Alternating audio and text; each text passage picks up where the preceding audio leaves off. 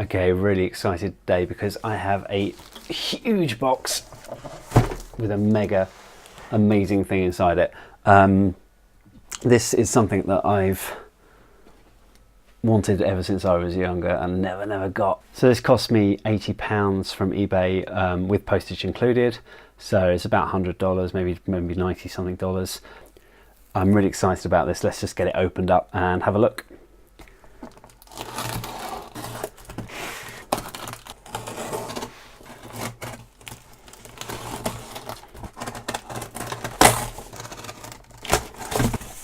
This is very well packaged. What is this? Oh, that feels like a power brick of some sort. Let's go and get that one open.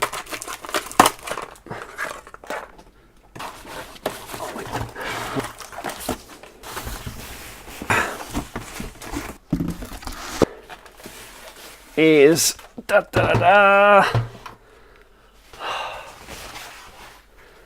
Mega CD, which was sold as not powering up. The Mega Drive apparently is working, but the Mega CD is not powering up at all. So I guess I'm going to have to take a look at it and see if there's anything we can do. The Mega Drive looks like it could do with a really good clean. In fact, it actually all kind of does. And then we'll see if there's anything we can do to get it working. Let's take a closer look. Well, first off, you can see this thing is absolutely filthy. I don't know where they've stored it, like maybe in an attic, maybe in a serial killer's basement, who knows. Anyway, I could see that I was going to have to do a lot of cleaning on this one.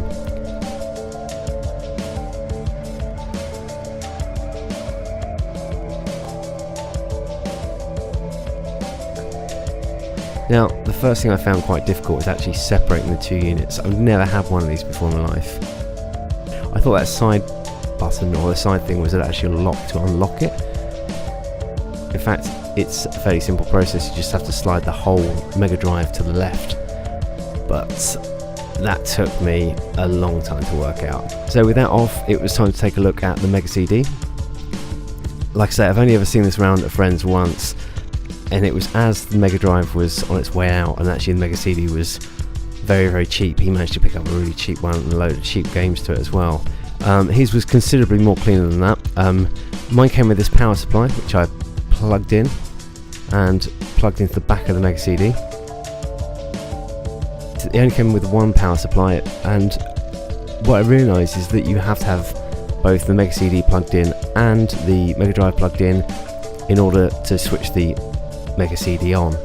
And the Mega CD acts as a slave to the master, and the master is the Mega Drive. Anyway, I tried the Mega Drive out, and as you can see, there's a red light on the LED there, so that means that it should be working. However, I didn't know if it actually properly worked, so I decided to pop in a game. In this case, Sonic and Knuckles, brilliant game. And then I had nothing to plug it into, so I thought, well, if I can get some sound out of it, then I know it's definitely working. So I found these speakers and I plugged them in and switched it on.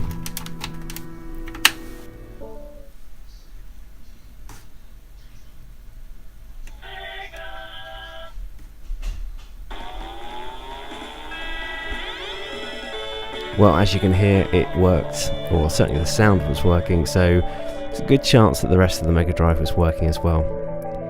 The seller did tell me that the Mega Drive worked, so I assumed that they were right.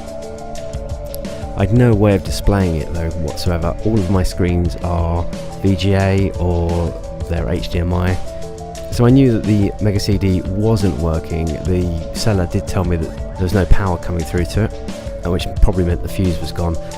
So I took it apart, and I found it was quite difficult to get apart. I was trying for ages, and then I realised there were two extra screws on the side of it here. I took all those off as well, and I managed to get the whole unit opened up. It's actually quite difficult. There's actually quite a few sort of things inside it as well that you have to take apart. This is, well, as you can see, the top bit there is a little bit dirty. Inside you can see how much dirt there was as well. This is the main sort of power board. To test the fuse out, I got my multimeter in continuity mode. Check that it was working by touching the ends together. So the fuse is that little green thing right there, and if you touch your multimeter either side, if there's no noise, then that means that the fuse is probably broken. In this case it was, so I got a spare fuse and I tried that out. This is a tiny little fuse, it's called a Pico fuse, but getting to the actual board to get that out was actually quite difficult. There's loads of ribbon cables, there's lots of this shielding, and actually it took a fair old time to get the whole thing apart and get everything out.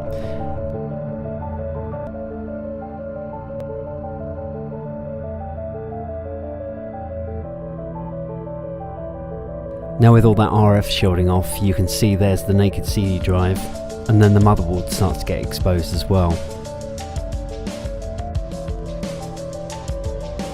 Getting this side bit off was quite important, but what was quite interesting is the way that they decided to stack it.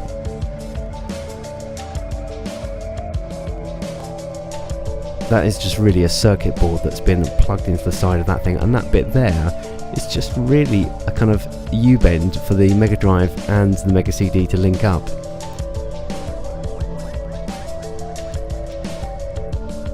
Now once I got access to that board, I managed to get that out. It's quite a long, thin board with all of the power bits on there and various other sort of capacitors and bits and pieces on there. And also all of the sound and power in as well. I gave it a bit of a clean with some isopropanol.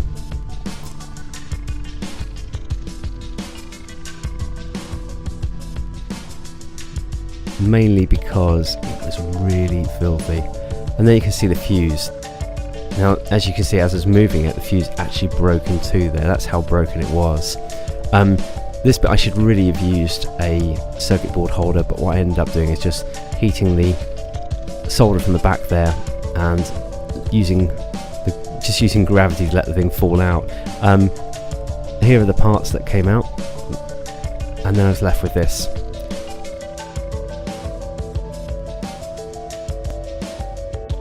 So this bit I actually bent the fuse into the rough shape that it was before, got it in place, and this is where trying to film and trying to do this at the same time was quite difficult. I just heated up some of that solder that was there, let that sort of sit back into place whilst being careful not to burn my own fingers on it, and then I chopped the end of the fuse off, and that was pretty much the job done. It was pretty simple, quite straightforward. I still made a little bit of a mess of it, as you can see. Now it was time to clean things up because it looked really dirty. This front plate was actually quite difficult to get off, but I managed to just clean things. So I only used disinfectant here with a bit of kitchen towel, and cleaned all the parts up nicely, getting into some of those really hard to reach areas with a toothbrush. I decided to take this little weird electronic U-bend out as well, and this massive magnet in here, which is pretty cool. It moved around a little bit too, but that was quite clean, so I didn't really do anything with that.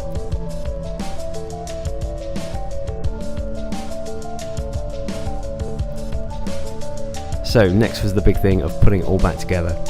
This actually took me a lot longer than I'm showing here. The biggest problem was remembering what screws went where. It seems that in Mega CD version 1 all the screws are different sizes, and actually managing to get them to fit in the right places was actually quite difficult.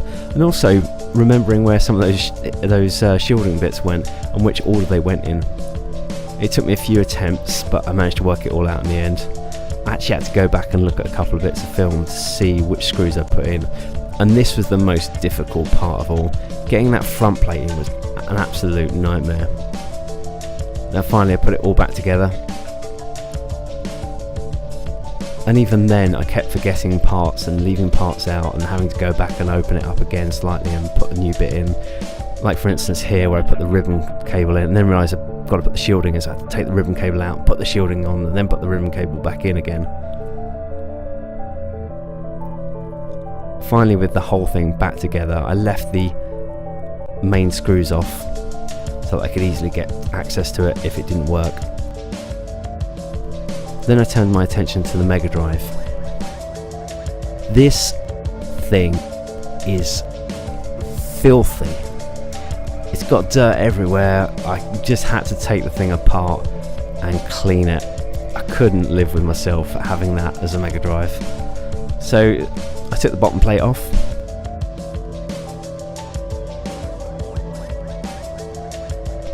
And took this extra bit of shielding that's on there off as well.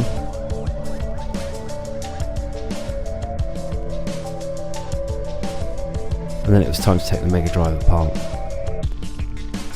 Carefully taking all the screws out first.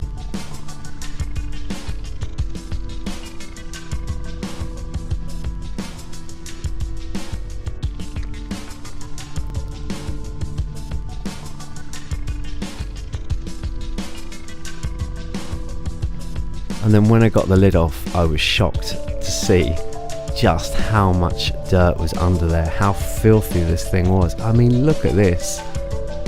It must have sat in someone's attic for years, just collecting all of this dust. All this grime on there. I'm actually a little bit surprised it worked. And there's the reset button. Just look at this. Oh, it's disgusting.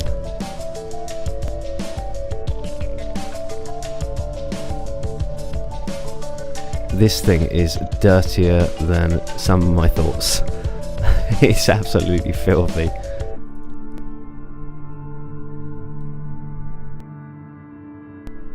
This thing looks like it was stored in a trucker's toilet or something like that. It's absolutely filthy. It's like so much dirt on it. I popped the reset button out. The reset button itself has got a few nicks in it, as if someone's been pressing it with a pin or something. You can just about see them there, but also it's got a lot of dirt on it as well. I actually removed some of those raised bits of plastic there with a bit of a knife. Look at this. Oh my gosh, look, it's like a pubic wig or something. What's going on there? Someone's merkin has collected in there. Anyway, I found the most frustrating thing about this, the Mega Drive version 1, is that the two units, or the two sides rather, the base and the lid are linked together via a piece of wire. I cleaned the reset button really carefully using a toothbrush. Don't drop it! Anyway, I decided to clean the top of the Mega Drive like this. It's still attached to some of the circuit boards as I did that, so I was very careful. I knew that if I left it for a little bit afterwards, if there was any water that had got onto anything vital, then it should be fine. Cleaned out the cartridge slot with compressed air, and I decided to take off this extra bit of shielding here, breaking that seal, that red seal on there. And look at that, November 1992 was my Mega Drive here's birthday. Once I cleaned it all, I managed to put it all back together, but there is the problem of making sure all these parts fit. You've got the reset button, the power button, and the volume control here.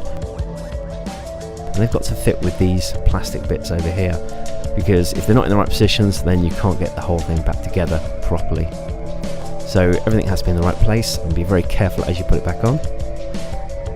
It all went together, and then trying the buttons, and volume works, and then get that reset button and push it in. As you can see, the reset button came out really nicely.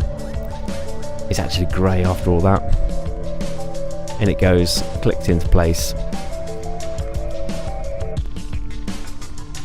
And then try it out.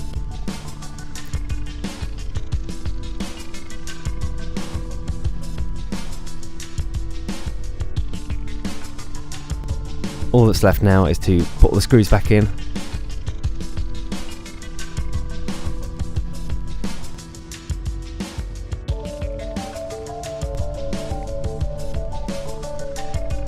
And as you can see, it looks really good.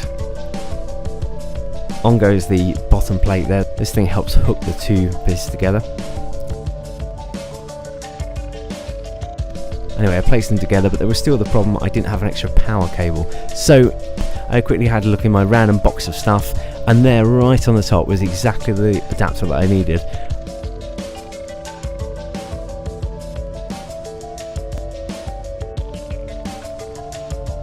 Looks like it's been chewed for some reason.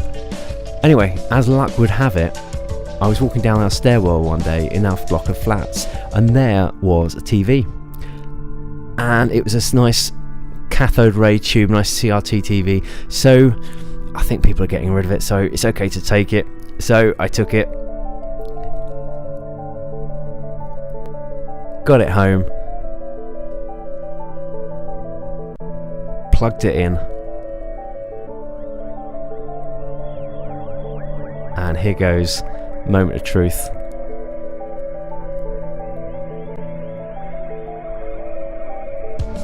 Success!